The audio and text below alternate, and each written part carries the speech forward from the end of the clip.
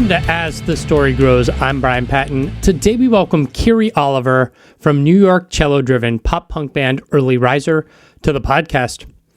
Early Riser released their new album, Big Life, last Friday with Asbestos Records. Kiri chats about the New York music scene, learning to improve her guitar skills over lockdown, navigating the sudden loss of a label, the theme behind Big Life, and a lot more. It was such a delight talking to Kiri, and I hope everyone goes and gives Big Life a spin. I think y'all enjoy it. Thanks so much for listening to this episode of As the Story Grows. If you are new to the podcast or have never subscribed, I would love it if you were a subscriber on your podcast platform of choice. We're currently releasing 3 episodes a week, so you don't want to miss an episode. You never know what band you might enjoy.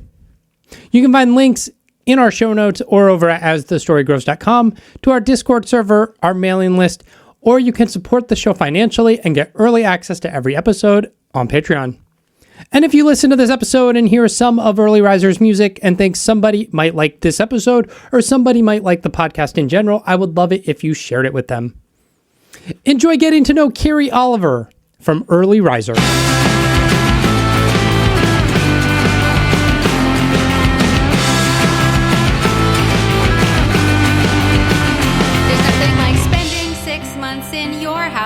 You miss all of the friends that you stopped talking to, or who stopped talking to you. You don't remember because they got wrapped up in themselves or their work or LA or the arms of a girlfriend who didn't like you, or who felt sent that email to you, and then I was like, I'm so tired I have to take a nap. And it was not jet lag, it was COVID. You had COVID? Oh my gosh. I was just like, oh, that explains why I'm just like so destroyed. Yeah, that makes sense. Wow. How are you feeling now? Good. Yeah. Good. Yeah, things have passed. It was not so bad, but it was still just like Tuesday was. Oh, that's brutal. That means you like got it when you were traveling. Yeah. It's just so fun. Feel bad for anybody on the airplane with us. Oh man. Yeah. It's rough. It's rough. Yeah. How are you doing today? Good. I just flew to Florida today for a mostly vacation, a little bit of work, but be a nice break. Yeah, that's cool. That's cool. Are you a transplant to New York? Or are you native? I'm from New York. I grew up in Park Slope. Okay. Nice. What was growing up like? Oh, that's a wide question. It was good. I mean, it's amazing growing up in New York, just access to so much culture. Grew up seeing all different kinds of music, dance, theater, art, and stuff. And I'm still interested in all that stuff. So it's really cool. That's cool. Do you think, like, growing up just outside DC, I know, like, that influences who you are as a person because, you live in one of the most diverse areas in America, like, for sure. It's going to impact you, and you probably seen some things that most people don't see in the middle of the country, right? Yeah, it's funny. Like, my mom is from Ohio, and a lot of her, siblings and my cousins all stayed around there, and she's the one who got out and was like, I want to live in New York and like be a part of the culture and everything. And sometimes I think like, what would my life be like if I had grown up in Ohio and not New York? But like, I'm still me. I'm still an artistic person. I might have ended up in the folk punk scene in Ohio, right. like it's not like I would have necessarily, not found artistic stuff, but it might have been harder because it's just like it's just everywhere in New York. There's just stuff going on every single night in every type of thing. Yeah. What was music your first love or? I think so. I mean, I got really into music when I was like 8. I started falling in love with albums, but mostly just stuff that my parents had on tapes in their car that we'd listen to driving up to my grandma's house and stuff. So listening to like Phil Collins and REM and just a range of stuff. I was really into Enya as a kid, like super into Enya. Just like, but it's like cool when you're a kid and you can just like what you like. Yeah. And as you get older, you realize that people have judgments about what you like or like what's cool. And it's like, that's kind of silly. Like what you like, you know. Music is so personal. Like it's not really worth it to judge people. So I think that was cool. Just like, you know, growing up and like through high school, I listened to a lot of different stuff. I didn't really have like punk friends then. And it wasn't really until I got to college that I like immediately met all the punk kids like the first day and was like, let's go to all the shows together. And I kind of like found my community that way. And that's when I started like getting into the DIY scene that was in Connecticut and going to like a ton of shows and stuff. Nice. What was your kind of introduction to punk? Just like what was happening on the radio with Green Day? Yeah, just like Blink-182. I was really into Eve 6 in high school. My first show was Real Big Fish and Goldfinger and Zebrahead. So just that kind of stuff. And then it's like sometimes all it takes is like meeting that like one punk kid from another school who's like, hey, have you checked out this band? I remember this one kid was like, have you heard the Get Up Kids? I like, you know, was going on like Napster or Kazaa at the time and like downloading the Get Up Kids and oh, this is great, you know, and then it just kind of snowballs from there. You just hear about like a band and then another band and you know, you find a label and you listen to all the bands on that label and it just like suddenly you're into like 100 bands and then they're all playing in New York and you can just go to shows like 4 times a week when you're there. And yeah. How's the New York scene currently right now, in your opinion? Like, I think it's good. I mean, I think it's so big that there are probably so many sides of it that I don't see, especially with younger people who are coming up and like starting their own scenes and shows and stuff now. Like I probably don't know a lot of those people because the people that I play shows with and know have been around for a really long time like me. So some of those people are sort of moving away from music, moving away from New York, having kids or having really intense jobs and they're not necessarily playing as much, but like I know there's still stuff happening every night. There's still a lot going on. I mean, it's definitely changed so much in terms of DIY venues. The ability to have them is very, very small. And, you know, 10, 15 years ago, there was just such a huge thriving network of them, all of which are closed. But, you know, there's probably stuff popping up now in Bushwick, Ridgewood that like, I don't know about because I'm not like 20 and doing something in my house, you know, and like, I love that there is always someone who's 20 and doing something in their house, you know, and like, it's not everyone needs to know about that. Like the scene goes on, people find a way, you know, people do shows in the parks. And just like, you know, music will always find a way. Yeah. It's like, I think about the DC scene and how much of it, like there's a rich history, but it's history at this point. I mean, 30, 40 plus years at this point, and it feels like it doesn't exist anymore. But I'm also not 20, so right, exactly. Maybe it is thriving, and I'm just not in the right places. That's how I feel. I think it's a mix, right? Like the heyday of something can be over, those venues can be gone, those particular bands could have broken up or moved on. But yeah, it may exist in a different form that if we say, oh, it's over, it's like, there's some kid who's like, what do you mean it's over? I'm playing shows like every week and there's all this cool stuff going on and like, you just don't know about it because you're old. And it's like, cool. Like everyone deserves their scene and their moment and they'll make their own, you know, thing out of it. Yeah. I always joke the 40-year-old cannot show up to the basement show. It's not cool. At what point did you pick up a guitar or start songwriting and like, were you like, I have to start a band?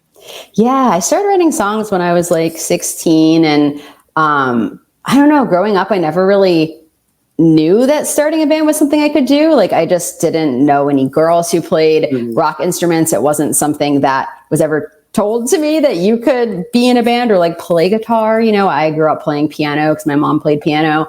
And I'm glad that I play piano. I still play keys. I play keys in a band on the side too now. And I love keys. I'm glad that I have that piano education, but Yeah, it was like after I started getting into punk and writing songs that I was like, I should probably learn some chords on guitar if I'm gonna like write songs. So my mom taught me like the few acoustic chords that she knew, because she does play acoustic guitar, but more like folk. And I took like a few lessons and found tabs and stuff. And yeah, I wish I had, when I was younger, that desire to just play all the time and get really, really good, because you have to do that when you're young.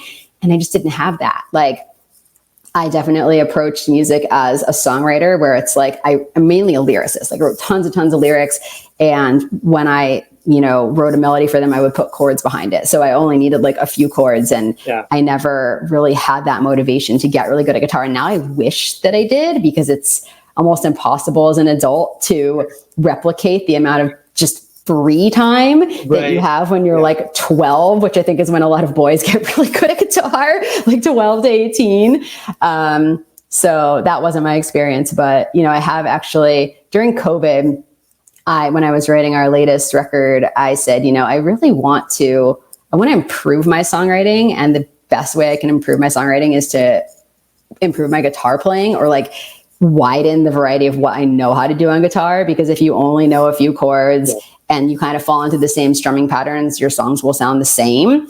So I was just doing like an online guitar course that I found, just like a free self-paced thing. And it did really help me when I finally found something that sort of fit with the way my brain works and how I learn. It did help me learn like different strumming patterns, different chords. I had never understood how to learn more chords. I always had like chord charts and chord books. And it's like, well, what does this mean? Like, what do I do with this? So the videos I was doing, they were showing me like, here's a bunch of chords, and here's a bunch of famous songs that have these chords in them. And this is how you use these chords. These are the type of progressions you put them in.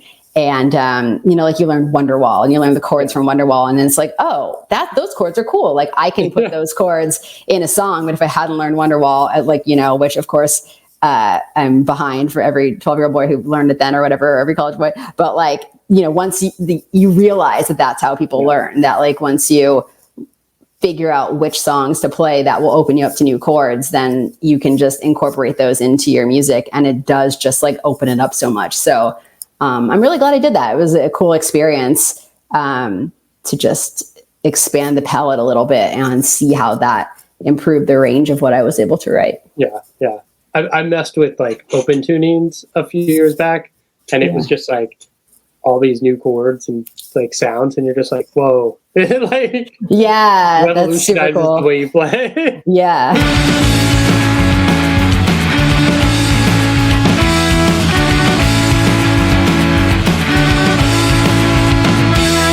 I'm a scared rescue dog in the corner whose eyes tell the stories of where I have been. I'm sorry, I won't let you pet me. I just need some time before I let you in.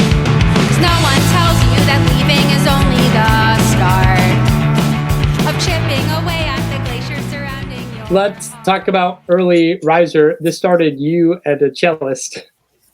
Yeah. It actually started at the very beginning as a solo project. Heidi, the cellist, and I were playing in another band at the time, and we were like super active in the DIY scene, booking on a lot of shows together. And we were in this like feminist collective that was putting on all these shows and things. And sometimes there would be something like a little living room show or something, and I gathered the courage to play some solo songs, and I put it under the name Early Riser. So I had done that like a little bit, but not a lot. And then when our other band broke up, I said, you want to just like play some cello on these Early Riser songs and like see what comes of it. And yeah, that was 10 years ago. So That's pretty cool how things work out. Nice. Did you know you always wanted to go a punk direction, even with the cello? Yeah, I mean, all I really know how to do is be in a punk band. I mean, I've been in like indie rock bands and stuff too, but like, yeah, I always wanted to do like poppy punk stuff. And really, for the first few songs I wrote, they had riffs. Like I would sing the riff at the beginning of the song. And even when I played solo, I would sing the riff. Like I think even because I was used to playing in a band with Heidi already, like I had this idea that most people don't have of what a cello could do on the song. Mm-hmm. So I think I already had leads that made sense for the cello as opposed to like another guitar or whatever.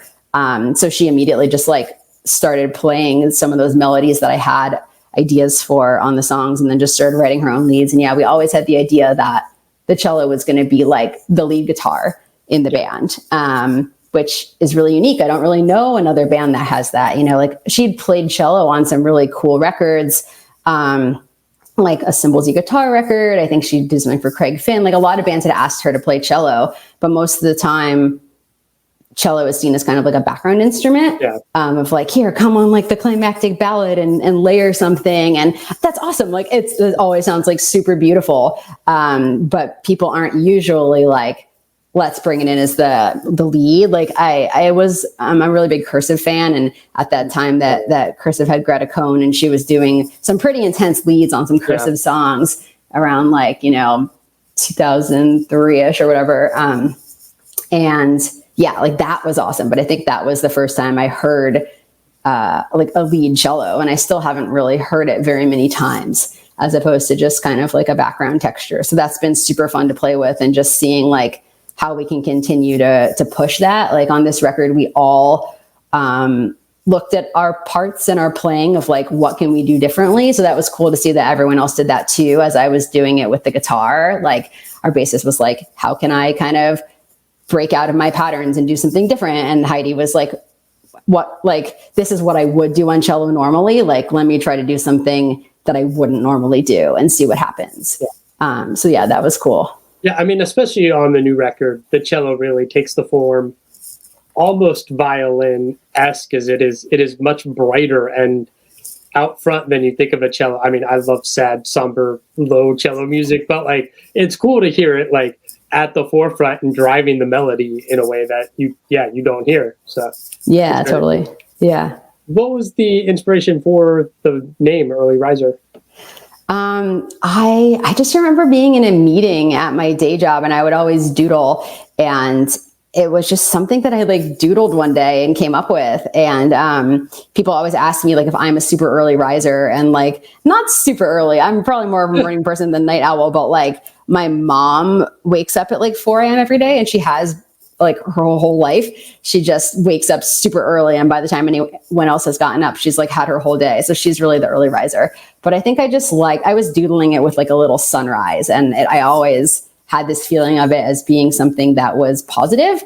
And I think this project has always been centered around kind of like uplifting songs, you know, like there are other bands I've been in where it was like, these songs are all going to be really angsty. And it's like, no, these are all kind of like me just kind of reflecting and processing on things I've been through and kind of giving the positive spin. Like instead of being in the moment where it's like, this is really hard, it's like, I went through a thing that was really hard, and like, maybe you can get through it too. And I feel good about it now. I think that's where a lot of our songs ended up. So I think it makes sense to have like kind of a optimistic sounding name. Yeah. You put out Vocations early 2021, still kind of in the midst of lockdown. Yeah. It's a record that kind of got delayed in release and vinyl manufacturing fuck ups, and just what was that process like of putting that record out? That was hard because we had recorded that in 2019, and it's like, yeah, we're putting a record out in 2020. And then it's like, oh, we're not putting a record out in 2020. And just that whole, it's such a blur, so much of that time, you know? But yeah, like then, the vinyl got delayed. We found out we could put out in 2021. We couldn't do any shows then, like early 2021. You know, we did a release party on YouTube, and that was kind of it. Eventually started playing shows again, like end of that year. And it was hard. It's like, you know, very easy for a record to just kind of fall into the hole of the internet if you can't really get out there and tour and promote it a lot and stuff. So I think that was, you know, that was disappointing, but then you just kind of make the next one. Yeah. And, I think we're really excited to have gotten to make another record after that one, and, you know, starting over with a new label. You probably heard about like, you know, that we were on AF Records, and everybody left that label reasons. Reasons. Really, really disheartening to find that the co-founder of a label that and a band that, you know, had always presented themselves as feminists and allies and against every form of oppression. And they had the sweatshirts that said anti-racist, anti-sexist. I mean, most people probably know, but if in case people don't know who are listening, it's Anti-Flag. That band had a very, very, very long time abuser. Just really, really horrific. And so yes, all the bands left immediately. And I mean, the great thing that we got from that label is the community. I mean, there are so many amazing bands that were on that label, and the fact that everyone banded together and was immediately like, we do not stand for this, and we support survivors. That's really meaningful. And a lot of those bands, we're still friends with, Rebuilder and Dead Bars. We're playing with them on the same bill at Fest this year, which feels really fun because those are just like some of the best, nicest dudes, best bands. No one deserved for their releases to get caught up in that stuff. Like Rebuilder's record was coming out like right after that came out. And thankfully they were able to pivot onto Iodine. So I think for us, it was like a good fresh start, making a new record and being like, we get to choose what we want to do with this and make sure that we're putting out with someone whose values align with ours. And that we're just like free of this whole thing that we ended up connected to that did not fit our values at all. So Asbestos Records, Matt Flood in Connecticut is putting out the vinyl, and we're self-releasing the digital, and that's, that worked out. And Matt's someone that I've been aware of since I was in college in Connecticut way back then. He had the record label even then, and they had a really active message board. And I was like a lurker on the Asbestos Records message board. And when I talked to him, he was like, you would not believe how many people tell me they were lurkers on the Asbestos board, and they like know who I am from 25 years ago. Message board community was like, it wasn't pure because there are a lot of dickheads out there, but like it was so great. It was great. Social media message boards were awesome. It was so important to the DIY scene. That was like basically how you found out about shows and was able to build any kind of community with people like between shows. Yeah, huge. And like finding bandmates and stuff.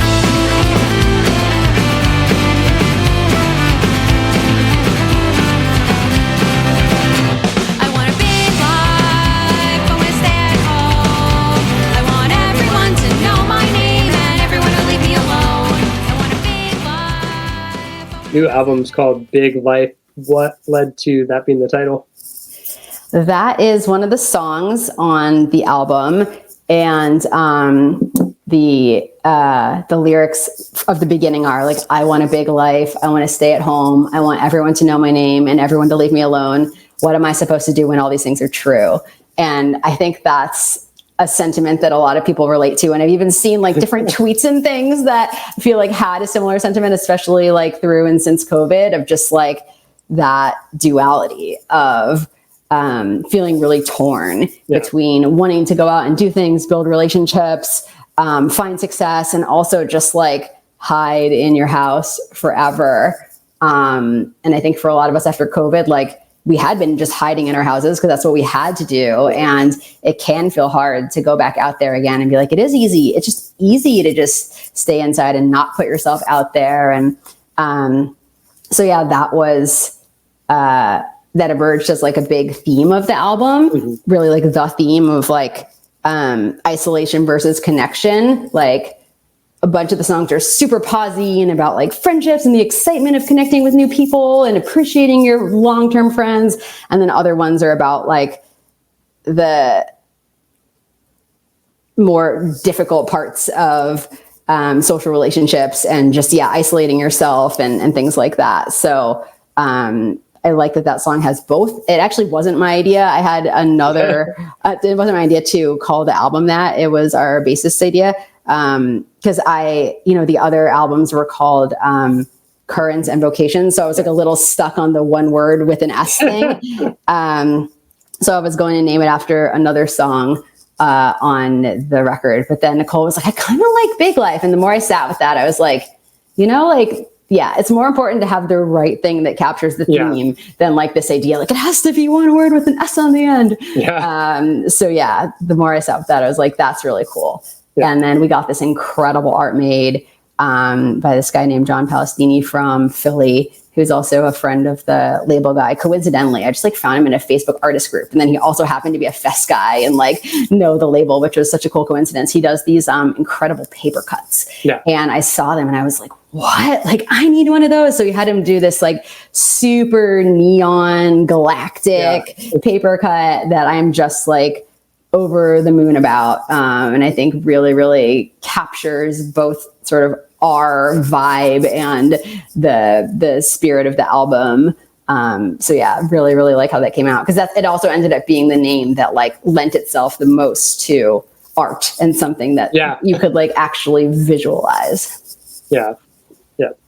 Album's out October 11th. You have a handful of shows around the release of the album.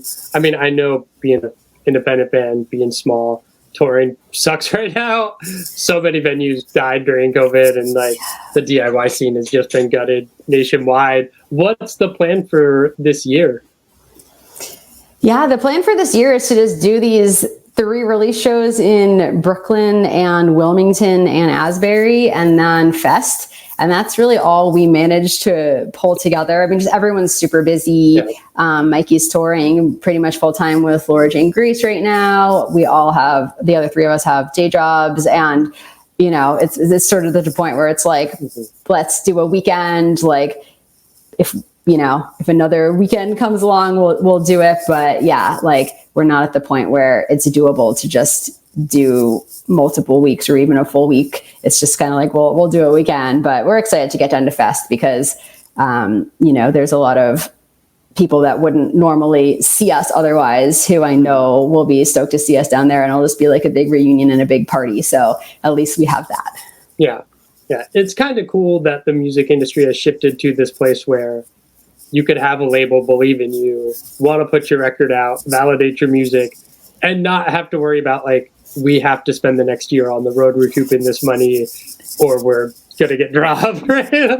Yeah, that's why small labels are just so incredible. These folks who just love supporting smaller artists. And, Matt said that when he heard our record, like he normally never just picks something up right away from a band that he doesn't know about. But at one point he had posted that, basically after hearing 2 songs, he wrote back to us, which is so nice because he was just like, this is right up my alley. I'm doing other acoustic punk stuff. He'd put out Homeless Gospel Choir, Derek Netty stuff, Black Eye Fox, Ian Robinson. Those are 2 of our pals and favorite artists. And so he's like, yeah, I feel like that fits in with them. You guys could all like tour together, which is hopefully something we can get together for next year, like the 3 of us, kind of like a solo kind of tour. So yeah, that's just, it's so awesome. Yeah, like you said, that there are labels out there that who don't have those huge expectations. It's like, I'm going to print 300 records for you and we'll do our best to get the word out and sell those. And it's otherwise just about giving an artist a chance to get their stuff out there. I'm glad we're alive at the same time. Remember that when you're sad over things that you might have had. Whoa, I'm shifting the plans and the timelines. There's so much left, and I promise I'll be here for all of it. When the path So I'll just plug our social media. We're on Instagram and TikTok at Early Riser Band. I've actually had a really fun time getting on TikTok as an old person and figuring it out and finding like there's a really nice little community of punk and indie bands on there. Nice. So yeah, thank you so much for having me on. It was great talking to you. Yeah, you too. I can't with TikTok or social media. I killed all the ones for the podcast, and sometimes people are like, how do you survive? And I'm like, it wasn't helpful. I have better things to spend my creative energy on. I understand. You have to find what works for you. Like, I only do it if it's fun. Like, if I have a video idea and it feels fun, I post it. If it feels like work, like I have to post something every day because I have to. It's like, I don't have to. Yeah. You don't need to be doing dumb dances to try to drive album sales or whatever. Exactly. It has to feel like creative and authentic. Anything that we do for a promotion, it has to be something that we'd want to do anyway, that we enjoy. We have so much left to do when the past we'll just keep going. When our lights break down, we'll just keep on crawling. We have nothing left to lose when there's so much left to do. When the wheels fall off, we will keep on smiling. When it all burns down, yeah, we won't stop trying. We have nothing left to prove. We have so much left to do.